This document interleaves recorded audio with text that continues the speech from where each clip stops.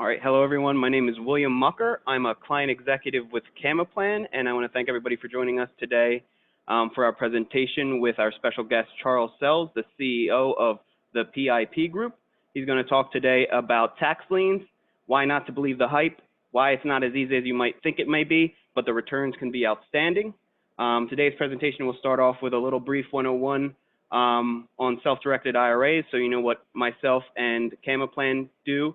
And what we specialize at, so you can open up your ears for you personally on Charles' presentation, as well as for your retirement funds. So, no good presentation goes on without a brief disclosure. So this disclosure was put together by some clever attorneys just to let you guys know that we at CamaPlan, we're not attorneys, we're not CPAs, we're not investment advisors. So we always suggest that you consult with those necessary professionals. You can bring us in on a conference call. That's also why we do not do any endorsements. Everything that we present is strictly for educational purposes, and that's also why we don't sell anything. So if you're a client of ours, you know we'll never call you up with that shiny new deal. It's all up to you, and we'll help make the transaction go how you need it to be. So to start off the 101, great question to ask is, what is a self-directed IRA? I speak to a lot of people and they don't know. They think they're going to open up an account that's called a self-directed IRA. So self-directed is just an adjective. All the accounts that you open with us are the same accounts that you would open up at Charles Schwab or Fidelity or anywhere else. We have traditional IRAs, Roth IRAs, simple IRAs, SEP IRAs, all that good stuff. And all the same rules apply. Self-directed, again, is just an adjective. It's for people who want to take their funds off of Wall Street and put it into alternative investments. So the only thing that changes with us is rather than stocks, bonds, and ETFs, your IRA will hold real estate and other stuff. And we'll go over exactly what you can invest in. Right now, which is pretty much the biggest question I do get, is what can I do? So the IRS will never tell you what you can do, only what you cannot do. But some of the things that our clients have done and are currently doing every day are what's listed here. We have real estate where your IRA will go out and purchase 123 Main Street or any commercial building, and then collect rent or, you know, the sale of the property, the profit of the sale of the property. Precious metals, turn your IRA into a mini bank, where your IRA will lend money in the form of a unsecured or secured note, such as a mortgage. Another option is private placements, where you can go out and purchase shares of privately traded companies that aren't on the stock market yet, aren't publicly traded. Before Facebook, Tesla, and Amazon, all of those big companies went public, you wouldn't be able to purchase their shares on the stock market, so you would have to do it in a form of private placement or PPM like this. And then of course, there's other. I've seen people do things as crazy as buy sheep in their IRA and sell the wool. Buy trees and sell the fruit. The options are pretty much endless, and we'll go over some more in the future slides before I pass it over to Charles. So as I said before, all of the IRAs with us are self-directed. It'll still be a traditional IRA, Roth IRA, HSA, SEP IRA, and the same investments you can make in your traditional IRA, you can make in your Roth IRA, and vice versa. So you have your tax-deferred accounts and your tax-free accounts. Tax-deferred means, the income you put in there is not taxable until you take a distribution down the line at whatever tax bracket you are down the line, and then tax-free, you've already paid your taxes on it. So everything after that is tax-free. So why we love IRAs and why it's a good thing to invest with your IRAs. You have $100,000 and you have different avenues of investing. What do you get to keep from that $100,000 you earned in these different avenues of investing? So you go out and you invest your time. So you have your W-2 salaries, and you've earned $100,000. With all the taxes, you have your federal, state, Social Security, local, Medicare, your employer tax. That $100,000 at a 40% tax bracket in this example, that dwindles down to $60,000 pretty quickly, just to help Uncle Sam keep the lights on. Then you got your passive investments, where you have your rent, royalties, interest, dividend payments, and all that good stuff. They're at a slightly lower tax bracket, and with these types of investments, or with this type of avenue of income, in this example, it goes down to $75,000, and you still pay $25,000 in tax. Definitely better than $60,000. Then, why people come to us is you have your traditional and tax-deferred IRAs as well as your tax-free IRAs. That interest and earnings you make in those accounts are completely tax-free. So that $100,000 is $100,000 cash. The only difference is that asterisk next to the tax-deferred account means you're going to be paying taxes on that when you take it out down the line. So $100,000 is already tax-free in the Roth, cash in your pocket, and the $100,000 in the tax-deferred account, you just have to pay the taxes whenever you're ready to take your distribution. Here's a little visual representation of that. You and 3 friends decided to invest $50,000 through different avenues of investing over 40 years at a 10% rate of return, and you're all at a 30% tax bracket. So your friend who was smart decided to use his tax-free account in the blue. Your cousin decided to use the green tax-deferred account and invest $50,000, and you decided to invest with the purple taxable income. So over 40 years, you can see it's important to note that the blue tax-free account and the green tax-deferred account over those 40 years both earned $2.2 million.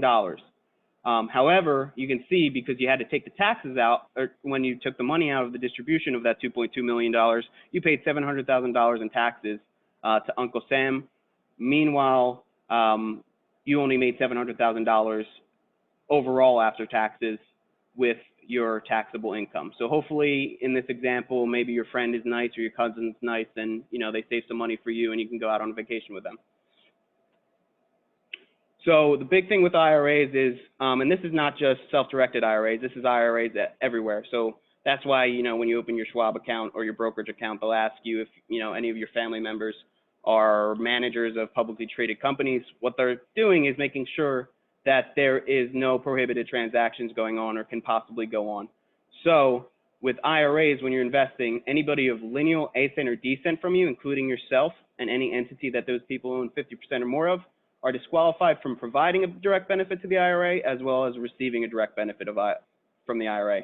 So that means, you can pick the color of the paint, but your parents, your grandparents, your children, and all of them, they can't pick up a paintbrush and paint the building. Because you're not paying the taxes on the income like I mentioned earlier, so they want you to go out and pay somebody who's charging competitive rates that will be paying taxes on that income. So you wouldn't be able to stay in the property, you wouldn't be able to work on the property, but obviously in green you have your aunts, uncles, brothers, nieces and nephews and all that, that's okay. The process is pretty simple, so you just open up an account, like I said, similar to the tax status of the account you're planning on funding it with. This chart looks a little convoluted, but a lot of these steps are behind the scenes, and that's us processing the paperwork. So you got step 1, you just opened your account. Step 2 is you do a transfer or rollover, either from an IRA or an employer plan of a similar tax status to the account you've opened. Choose your investment. You bring us the supporting docs with our asset purchase directive, a simple 2-page form. We process that within 2 business days. We fund the investment. You'll be able to see that asset in your account. And then you'll be able to get email notifications and see all the interest you earn, and then you basically pretty much rinse and repeat. So I took up a lot of time, so I'll make this brief. Again, my name is William Mucker. If you guys have any questions about self-directed IRAs, you can reach me after this presentation at any time. I'll be happy to answer any questions. And if you let me know that you're interested in opening an account, whether it's another account in your current client and you want to open it for your family members or your children to help them get started, or if you're a new client, just let me know you were on this webinar and I'll waive the $50 application fee so you can go ahead and get started investing without worrying about that application fee. Without further ado, I'll give you a little brief introduction of our speaker today. Charles Sells, he's the CEO of the PIP Group. He began his investing career into tax liens at the ripe age of 23. He was enticed by the simplicity and profitability of it. However, after 3 years, he decided that he wanted to kick the pitchman to the curb and start his own business and help other investors do the same thing. He used his experience and his reputable business strategy to help over 1,000 investors over 20 years invest into distressed properties. And without further ado, I'll pass it over to Charles. He'll elaborate on himself, and then he can start educating us. So I'm going to give you the hosting abilities, and you'll be able to share your screen, Charles. All right, let me get it up here. Oh, you are the host now. There you go. Okay, there we go. All right. Well, good afternoon, everybody. I will not reintroduce myself, so we'll just jump right into this and get started. As we've seen through social media, dating myself, I used to only be late night infomercials, but we're seeing a lot of hype grow in the social media channels. And as Will pointed out, I got into this business because I didn't like the pitchmen. I essentially worked for one. There's a legitimacy to this business, but what you're getting out there, the information you're getting out there is not very good information. So what we're going to do here is we're going to show 3 different states, 3 different top level, look down on these states and kind of discuss what I'm talking about here. Now, I went a little strong with the last comment on my bullet points here.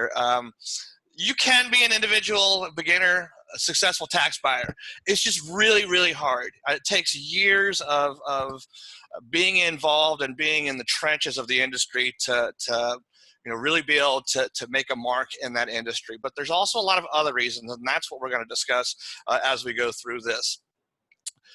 We're going to talk about Florida, Georgia, and Illinois. There's 3 very different tax sales, very different structures, and very different rules to how they operate. So we're gonna quickly just discuss what those are. We have a disclaimer of our own, and that is distressed real estate, like tax liens, it's not sexy. If there's a tax lien on a property, odds are that's not the only thing that's being neglected. The property is probably being neglected as well. So that's something to keep in mind, that you're not going to find these, prime, pristine, perfectly manicured properties in anything distressed real estate. It just doesn't exist. And that's kind of what I'm talking about when I say the hype, because they put these McMansions up and say that they've bought them for next to nothing. That's not going to happen. So if you can get that idea out of your head, distressed real estate can be very profitable.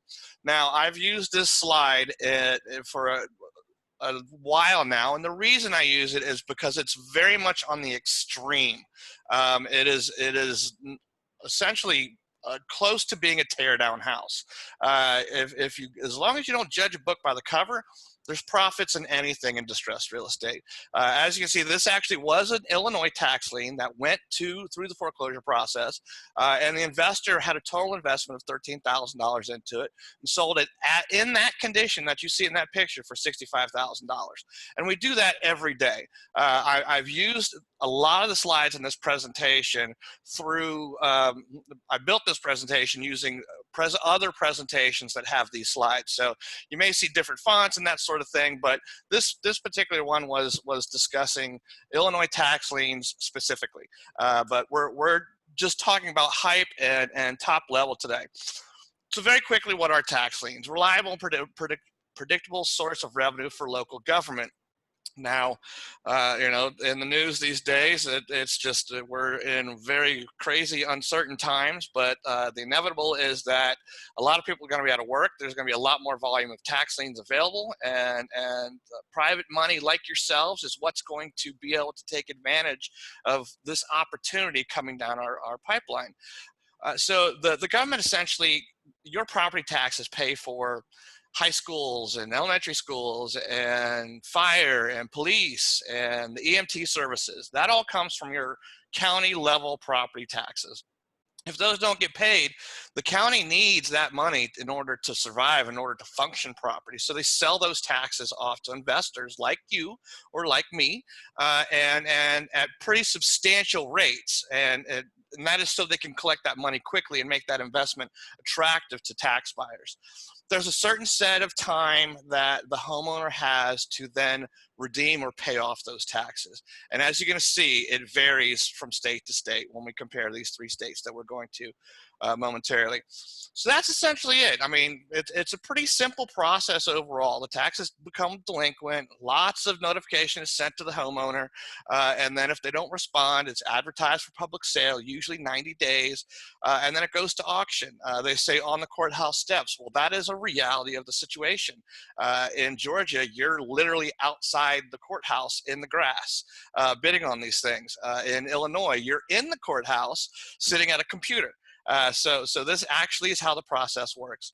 So I discussed redemption and the maturation of the liens. That's the amount of time they have to pay off that tax lien and pay you back. I should note that that amount is paid direct to the county, not to you. So that you're not working with the tax buyer. You have the county involved in the middle there.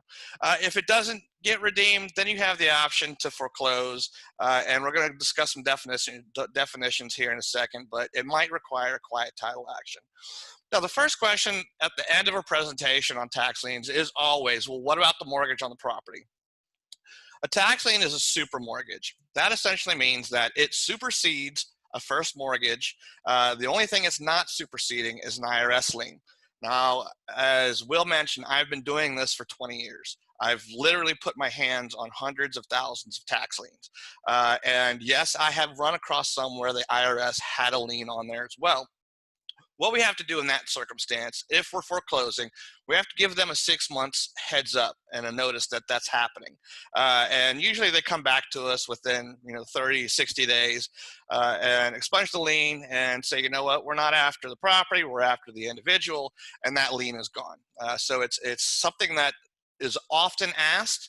It is a concern to some level, but I can tell you that we've never had a foreclosure bogged down due to an IRS lien, not one time. So just some terminology as we get ready to get into this, into the nuts and bolts of this. Tax deeds is exactly what it sounds like. You're getting a deed to a property for unpaid taxes. In some states, it's a very easy, simple process. You essentially do a conveyance application and bam, you've got a deed in your hand. It may not be a clean deed, but it's a deed. So then you start a quiet title action process. In other states, it might be as marketable as a warranty deed to your property, i.e. the deed that you have on your home right now. It is guaranteed against anything other than your first mortgage. Other states, again, it can take a considerable amount of red tape to cut through, processes you have to do that we're going to look at in just a second, and lots and lots and lots of steps that are involved. And that's why, again, we say don't believe the hype. There's a lot to this investment. If it was easy, everybody would be doing it, right? And what they say verbatim is it's the little known secret investors don't want you to know. That's not what it is. So we define tax lien investors into two categories. Now I'm talking about private investors. I'm talking about you guys. Obviously, there's a lot of hedge fund money in the industry as well, but I'm talking about you guys. So we define investors into two categories: redemption investors and property investors. There's a lot of investors out there. All they want to do is kick back and earn those high-yielding redeemed liens. As those liens redeem, they come into CamaPlan, they turn those back around to us, and we go buy more tax liens. And then there's the property investors. They want deeds, they want property, and they want it at a fraction of the value, and they want to acquire it through the tax lien process. And there's great ways to do that, and there's not so great ways to do that. And again, that's what we're here to talk about. Now, these statements I took literally verbatim off of, I'm not even going to call them competitor websites. Let's call them coaching websites. These are like weekend workshops and there's a lot of them out there. Some reputable, most not. But these guys, I've been to these events where these guys are saying this stuff at live events, and people are running to the back of the room with their credit cards to drop $20, $30, $40, $50,000 under these circumstances. You'll earn 8 to 25% government guaranteed. Guarantees in the government is death and taxes. That's all you get in life. So nothing is guaranteed. Yes, it is processed through the county level government, but they're not guaranteeing that you're going to get a great property when you foreclose. To turn $20,000 into $20 million in 1 year, I literally saw this on the website and heard it spoken at a live event, and I about fell out of my chair. It's not going to happen, folks. It's just not going to happen. And in some of these these conferences where you see these folks, they've baited the audience with their own staff who are telling these quote unquote experiences or stories of how they've done all this, and that's just to pump up the hype, if you will. So it doesn't happen. So when you go to one of these coaching program things, they tell you it's so easy. Oh, it's just so easy. You go to the courthouse, you buy this piece of paper, you kick back, you relax, you know, money's just going to come flowing to you. Namaste. It's going to be fantastic.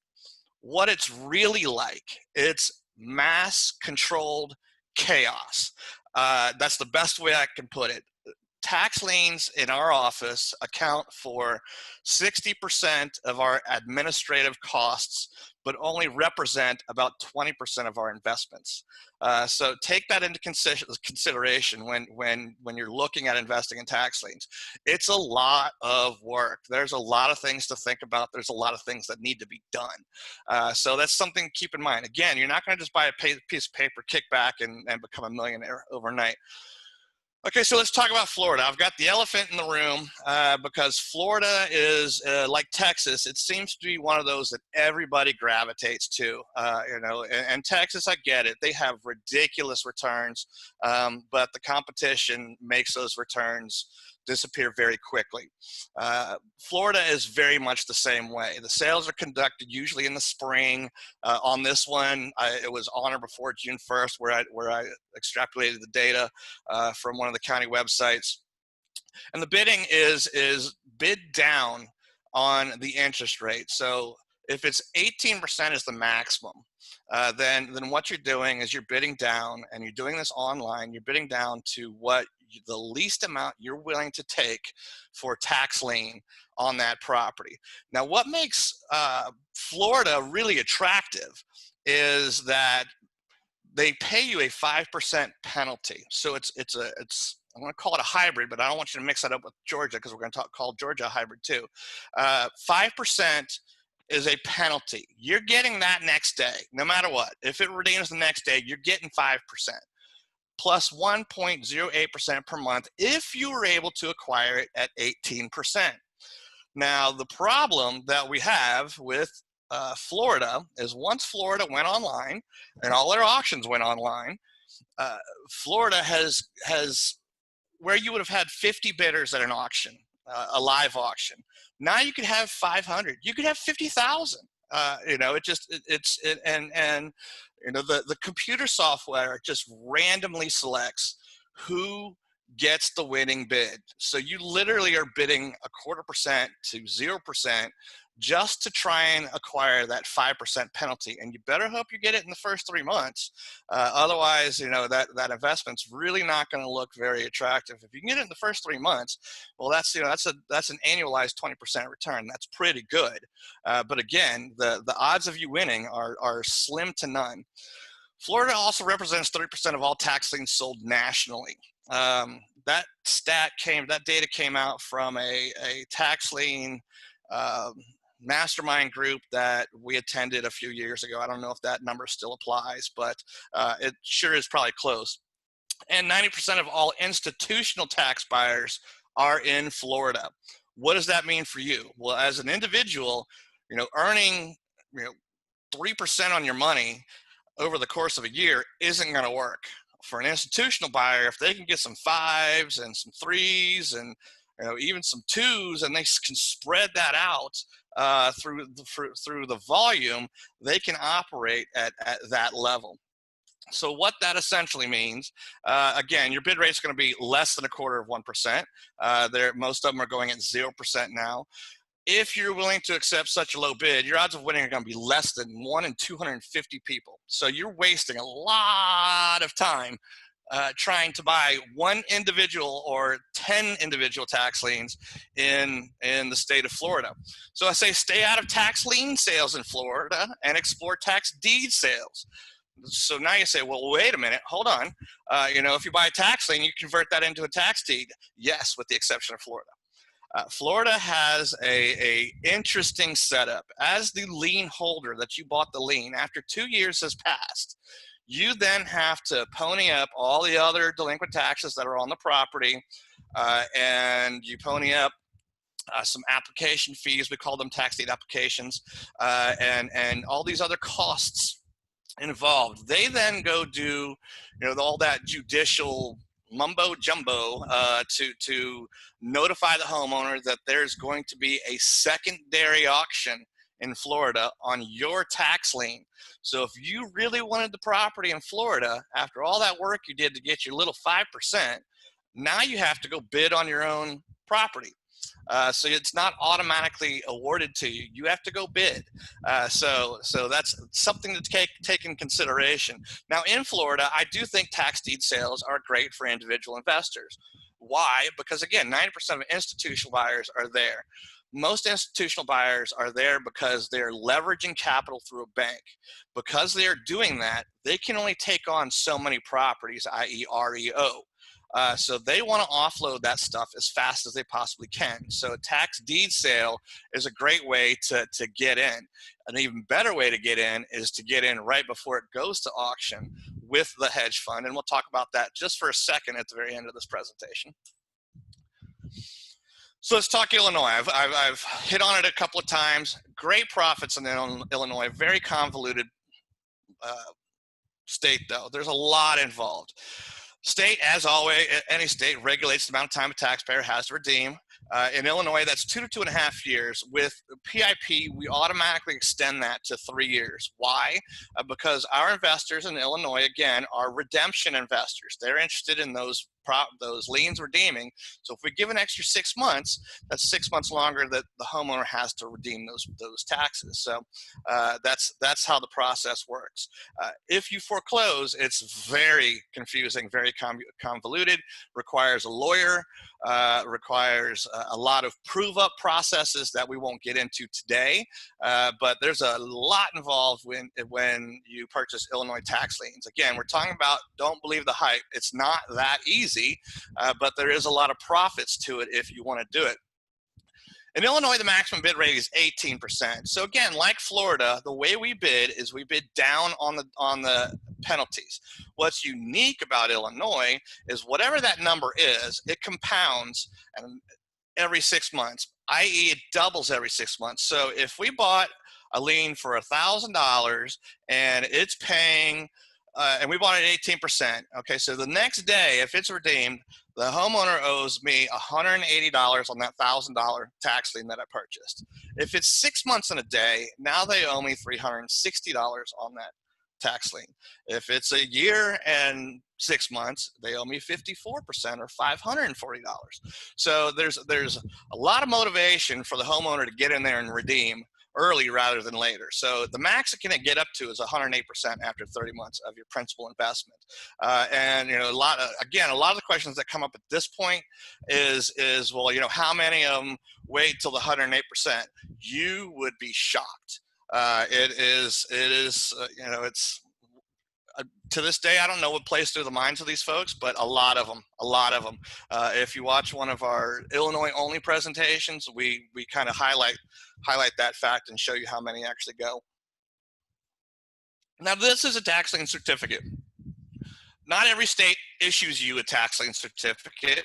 Illinois does, and they make it look pretty darn official. It looks almost like a bond, and it gives you all the details that are involved. When it was sold, the property, the identification codes, how much it's sold for, what interest rate we bought it for. On this one, it was 18%, so the max bid rate. And the property class, I can look at that property class and I know that is improved commercial property. And so that's what it looks like. So those are all purchased on behalf of our investors. They send those to us. And then what we do is when the redemptions come in, we process those certificates, send them back, and then back comes the checks. Touching on the why you can't be a successful tax buyer as an individual. In a state like Illinois, they have a tax sale registration, and the tax sale registration can be anywhere from $200 and $500. First and foremost, you have to do that 10 days before the actual sale. That's 10 business days. But more importantly, if you're not successful buying at that sale, you're not getting that registration fee back. So it's money lost. So that's just something to keep in mind. When you're doing something on volume like PIP does, we'll go to a lot of sales in Illinois, and we walk out of a lot of sales in Illinois, probably 50% of them. So if your fee is $250 and you're walking out of 50 sales because it's they're bidding at 0%, which does happen, you know, you're at a loss long before you even made your first purchase. So it's really hard to be an individual tax buyer in the state of Illinois. Touching on the, you know, the convoluted after the sale, there's a lot of legalese you have to do. There's certain notices you have to file. This is one of those notices. If this notice is not filed within 3 months of purchasing the tax lien, and you do not have this exact language as it is written out here, your tax lien is worthless. It can still be redeemed, but you now have no leverage for the next 2.5 years. There's no motivation for that homeowner to redeem that tax lien because you didn't file this legal notice. So you can't foreclose no matter what. So you're kind of stuck. So again, it's not that easy, but it's very profitable if you know what you're doing. I'm a visual guy, so I like to see numbers. I like to, you know, look at what people are telling me. This just shows you what a redemption report looks like. And as you can see, you know, 1975, 81, the amount of interest it earned, that's actually should be called penalty because it's not interest, it's a penalty. You know, so it shows you how that all plays out when the check was sent. You know, so you can see our turnaround on all of these is about 1 month from getting the redemption report to sending the certificates back to getting the check back. And sometimes they take longer, but you know, we process them pretty quickly in our office. This is the same thing. It's just another redemption report. This one shows that compounding. As you can see, the sale penalty was 8%. So that was multiplied times 5 periods or 5 6-month increments, and that's how you get that redemption total paid out there. So redemption reports come in all different shapes and sizes, but they all tell the same story. This one is from Will County, Joliet, Illinois, just south of Chicago, and as you can see on this one, we actually get the reports of a couple of hedge fund buyers in there as well, and there's us in the highlighted area there. So that's what Illinois looks like. As I said, out of 107 counties in Illinois, we invest in 97. The reason we're so successful in Illinois is because we can invest in more than any other individual can. We have the resources and the boots on the ground to be in 4 different places at once. So if we have a busted sale going on in 2 of 4 sales, well, that's fine because we're doing okay in the other 2. So that's why I say, you know, it's hard to be in this business as an individual. So again, just on more of the convoluted processes, we're not going to, you know, get deep into this.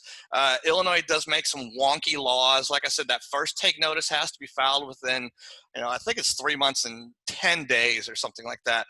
As you can see in the petition filing, when we get close to having to foreclose, it has to be done between 5 and 3 months before the redemption period ends. So they put kind of these weird laws in place that you better be aware of.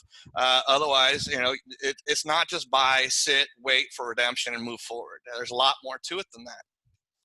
At the end of the day, if you've done all your homework and you've done all things right and you've filed all your paperwork and you've gone through the court systems and you did the prove-ups, which is a lot of work involved as well, this is a tax deed you get, which is you know, they all kind of read the same way regardless of the state you're in. This happens to be one in Greene County, Illinois, a small county in Illinois, but that's what you get at the end of the day. So let's talk Georgia. Georgia hybrid liens. Why do we call them hybrid liens? Because they are a tax lien, but what you get when you go to the courthouse is actually a tax deed. So if you look on the left, you can see it says tax sale deed. You do hold a deed in your hands after you are the winning bidder at a Georgia sale. However, it acts like a certificate. That means you can't do anything with it. You cannot go knock on the door. You cannot harass the homeowners. You cannot go start cutting the grass and figuring out bid estimates for repairs. You cannot do anything with it until you foreclose the right to redeem in Georgia. So that's why we call it a hybrid. It is a lien, but what you're getting is a deed. It's just a deed you can't do anything with. Georgia's a pretty attractive state. It's a one-year redemption state. So now we're talking about property investors. These are the kind of states where if you're interested in owning property, Georgia would be a good one because it has a very short redemption period. Georgia tax sales also are very attractive because unlike Florida and Illinois, where we're talking about bidding down on interest, now we're talking about bidding up on the minimum bid. So essentially, if the minimum bid is offered at $5,000, the property, you went out and looked at the property, you say, yeah, yep, that's a $100,000 piece of property, no problem, I can see that all day. So you would say, all right, my max bid is going to be $60,000. That's the max I'm willing to pay for this property because I know it's valued at 100. I'm going to have to put 20 into it. So in order to make 20, blah, blah, blah, blah. So the total cost to redeem is now $72,000 on a $5,000 tax bill. So that makes it very challenging for the homeowner to redeem that property. However, there is a loophole in that your bid is called an overbid. That overbid can be used to help pay the tax or to help redeem the property. So if we kind of slice that apart, the minimum bid is the original tax amount with penalties and fees, $5,000. The amount over the minimum bid is called a premium bid or an overbid. Both the minimum bid and the premium bid earn the full penalty amount, which is 20%. So even though it's $5,000 for the tax lien, if you paid $60,000 for it, they owe you a $12,000 penalty on top of that tax lien. So that's how you come up with the $72,000 redemption total. So it's $60,000, your total investment, plus the 20% penalty. Again, that's a penalty. It's not a proration. It's not an interest. It's paid if it's paid the next day or 11 months and 29 days later is 20%.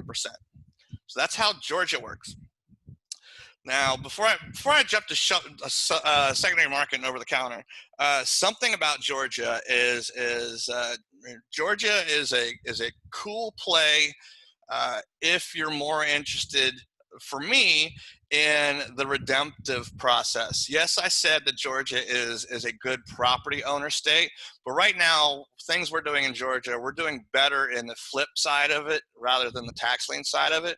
But if you are interested in the redemptive side, I really like Georgia right now because what you do then is your due diligence is specifically focused to those properties that have high mortgages on them. Now, these days, most of your tax payments are escrowed into your mortgage payment, but that's not always the case. So once you buy this lien or this hybrid lien, you reach out to the mortgage company and get it redeemed as quickly as possible and get that 20% as quickly as possible. So I do like that play about Georgia right now. Secondary market and over the counter. This one is short and sweet, real simple. Secondary market is properties, like I mentioned earlier, hedge funds that want to offload. They need to dump those before they get REO because that limits their buying power to buy more tax liens. Beautiful thing about secondary market, it's vetted, it's already had its due diligence, it's already gone through its risk assessment, it's already earning a considerable amount of interest, it's ready to foreclose if it hasn't already been engaged. And it can also often be purchased for less than the face value of the certificate.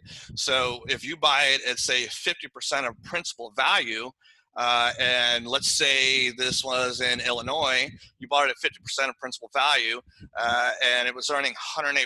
Well, now it's earning 216% if it redeems in foreclosure. So secondary market's great. Over the counter, no way. A lot of these coaching programs are talking about over the counter as being a great option for an individual investor. Keep in mind, there have been hundreds, if not thousands, of tax buyers who have looked at them and struck them off as worthless. So what do you think that you know that they don't? I never understand the promotion of over-the-counter liens. It's almost as if you're just setting somebody up to fail. Never go buy an over-the-counter lien. I know there have been some people who have been successful in buying over-the-counter liens once or twice, but overall, it's a lost cause. It's just a bad idea in general. But there are a lot of folks that are promoting over-the-counter liens. I tell you, Don't do it. So let's talk about a secondary market tax lien for a second. This one was in Illinois, and again, I've stripped it from a different presentation, but this just gives you the hypothetical data, if you will, and at the time, if somebody were to purchase this, what it would have turned out to be. So it was earning 37.2% if it were to redeem in the next 3 months. This was actually at face value plus 12%. So all of that included, if you had bought this, you still would have been making 37% if it redeemed in the next 1 to 3 months. If you had total invested in this as a tax deed, if it had already gone through the entire foreclosure process, you would have been buying this little condo, which is valued at $27,000, $28,000 for roughly $9,000. So that's secondary market tax liens.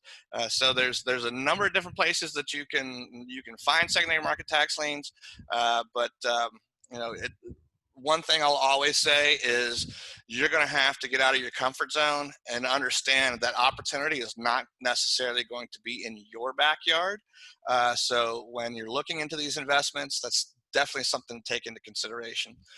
That's pretty much my pitch, if you will. That is just giving you an idea of it's not as easy as it seems to be, but there's a lot of profit involved if you can get there, or so you have somebody who can get you there. It's a lot of fun. It's a lot of stress, but it is not easy, and that's the most important thing I want to get across. Some of the profits that they put out there, they are actual. We have seen them, $20 million and $20,000, absolutely not, obviously, but yes, we've seen astounding profits through the vehicle of tax lien investments, but it takes a lot of work, and you have to know that. All right, with that, Will, I'll throw it back to you. Thanks, Charles. Another great presentation as always. So I think we're going to open the floor to some questions. We have some building up here. I'll ask Charles questions about tax liens and all the stuff he talked about, and if there are any questions about self-directed IRAs, please throw them out, and I'll be happy to answer them as well. So, Charles, to start off, are you actively buying liens in these states, and what are the minimum investments? Okay, so we're very active in Illinois. We're actually looking to double down this year because of everything that's going on. We're not active in Florida anymore because we're not a hedge fund buyer. We used to be very active before everything went online. In Georgia, as I explained, we are active in the redemptive side, but because our fix and flips in Georgia are outperforming the tax liens in Georgia, our focus has been more on that in Georgia. But Florida, no. Georgia, yes. Partially. Illinois, 200%. Perfect. So another question, where can an investor get a list of secondary market tax liens to purchase, or even secondary market tax deeds?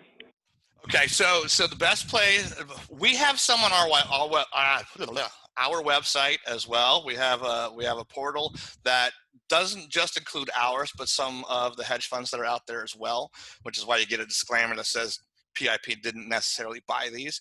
But if anybody is interested in some of the other ones that I can't promote, if you will, on this broadcast, just shoot me an email and we'll point you in their direction.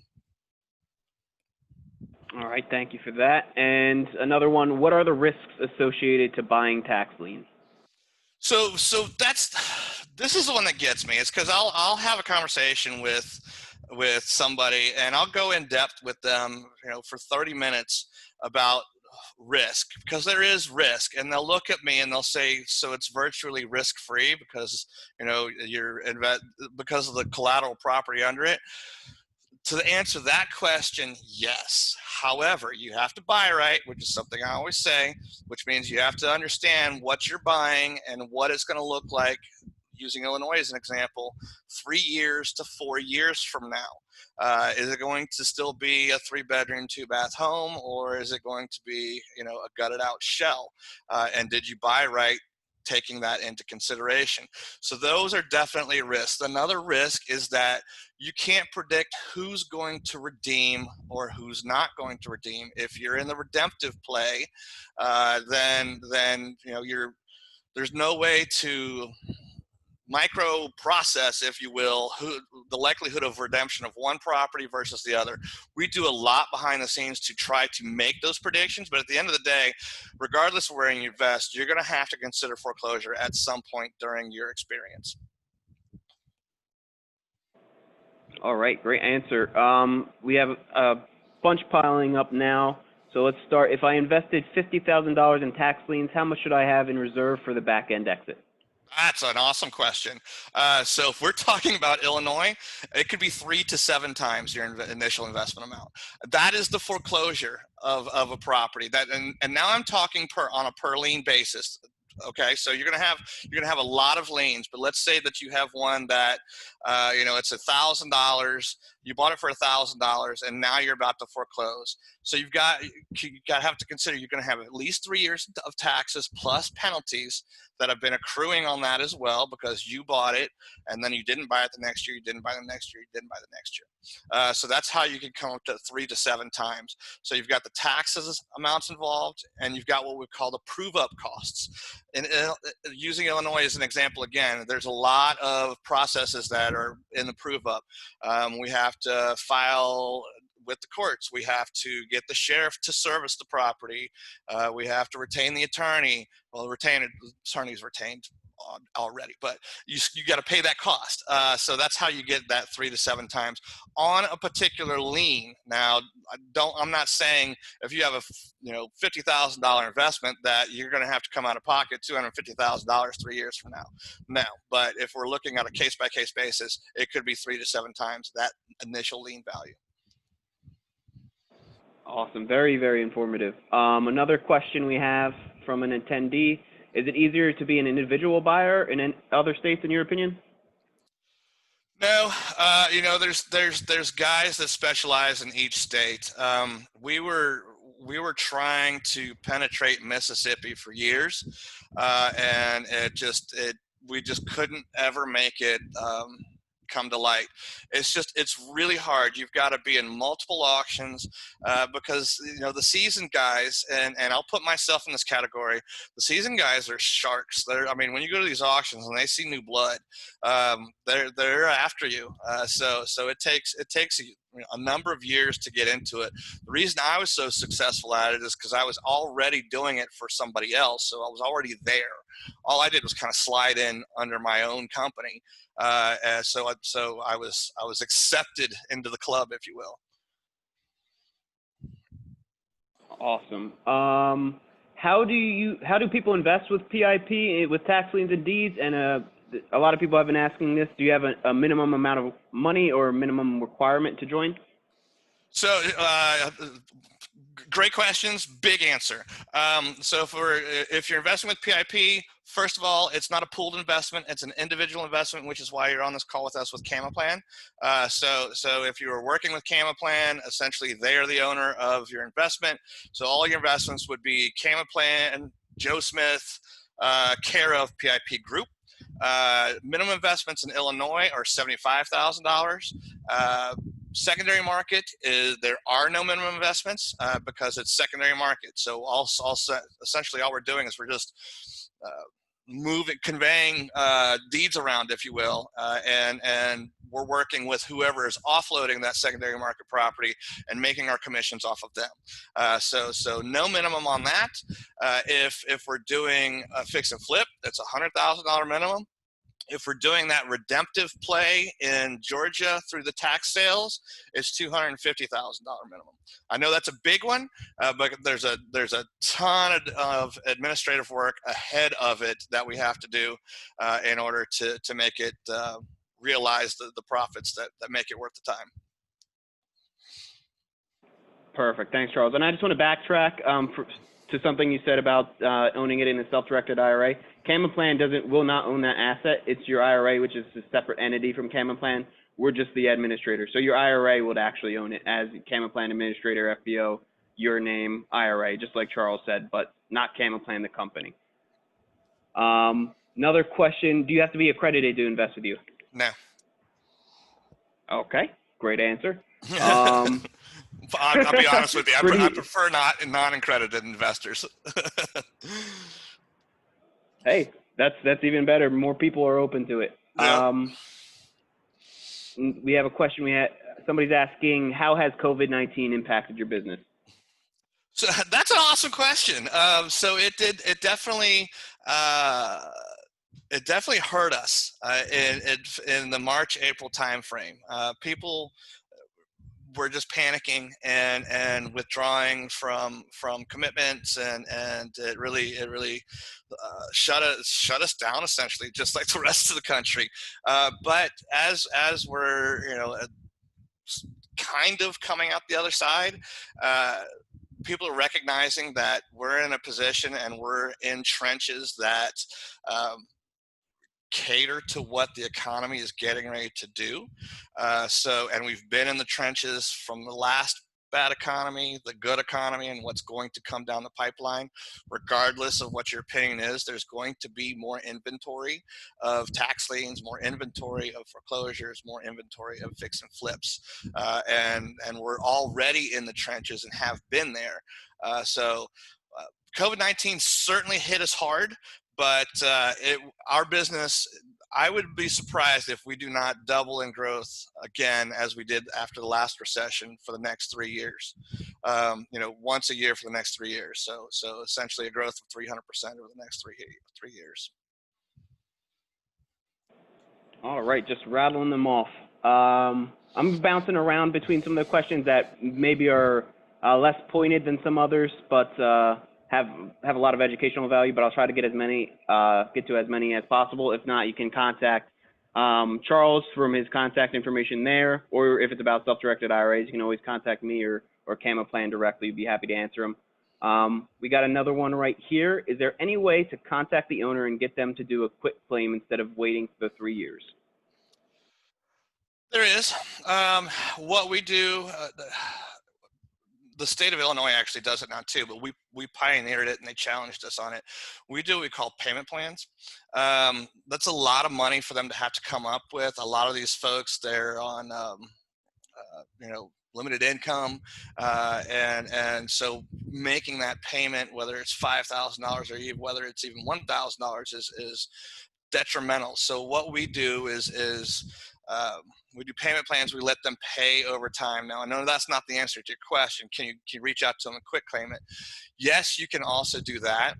But what we have found with most of these folks is that they're proud and they just got kind of turned around.